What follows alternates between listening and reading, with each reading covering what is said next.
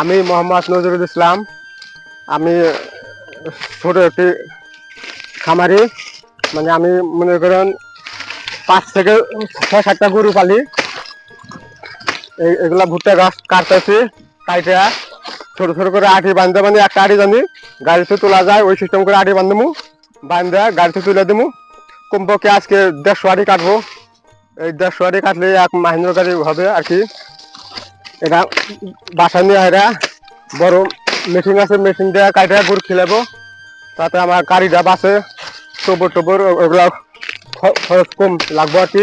কারির দাম কত করে কাকা? 1 মণ কারির দাম 600 টাকা। 600? জি। এক মনের মধ্যে আটি কটা থাকে? 80টা আটি থাকে 1 মণে। 80 আটির দাম কত? 600 টাকা। 600 টাকা? তাই প্রতিদিনে 600 করে টাকা লাগবো নাকি? জি। আর সে জায়গায় এই গাছ যদি নিয়ে যায় 600 টাকা বাঁচবো আর কি। মনে করেন চোপড়, 1 কেজি চোপড়ের দাম 55 টাকা। চোপড় লাগবো না, শুধুমাত্র যে এই গাছটা কাটে খেলেই হবে। এই গাছটা হলে গাছটা কাটে খেলে হবে, তাই আর কিছু লাগে না? আর কিছু লাগবো না। আচ্ছা, যারা নতুন যারা গরু পাবা চায়, হ্যাঁ, তো তাদের জন্য আপনি কি বলবেন? যারা নতুন গরু পালে তাদের জন্য সুবিধা হবে। কেমন সুবিধা?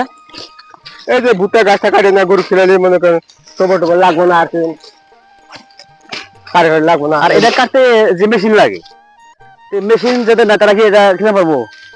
যাদের মেশিন নাই তা কিনতে পারবো না। পাবো না? যা না, এটা কিন্তু একটা বড় দিক, যে যারা দেখতেছে আর কি, মেশিন কিন্তু ছাড়া কিন্তু এই গাছ কিন্তু আপনারা খাওয়াইতে পারবেন না। মেশিন ছাড়া এই ভুট্টা গাছ কাটা কোনো মতে সম্ভব না। বড় মেশিন লাগবে। মেশিন দিয়ে সুবিধা, মেশিন থাকলে সুবিধা, একদম কাটলে কুচকুচে হয়ে যাবে একদম গুড়ি গুড়ি। তাহলে আমি তাহলে বলতেছেন যে এই গাছ খাওয়াতে গেলে মেশিনে কোনো বিকল্প নাই। আর আমরা যেটা বাড়িতে মেশিন কিনছিলাম, ওটার দাম কিন্তু নিয়েছিলাম হলো 56,000 টাকা, যেটা আগে বলছিলাম। আর এখন বাজার মূল্য হলো বর্তমানে প্রায় 1 লাখ টাকার মতো লাগবে।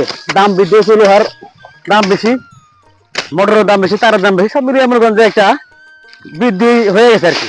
তো সেক্ষেত্রে এখন 80,000 থেকে 90,000 হলে একটা ভালো মেশিন কিনতে পারবেন এই ভুট্টা গাছ খাওয়ানোর ক্ষেত্রে। সেক্ষেত্রে একটু ব্যয়বহুল, কারণ এটা হলো যারা মধ্যবিত্ত আছেন তারা যদি চেষ্টা করে পারবেন।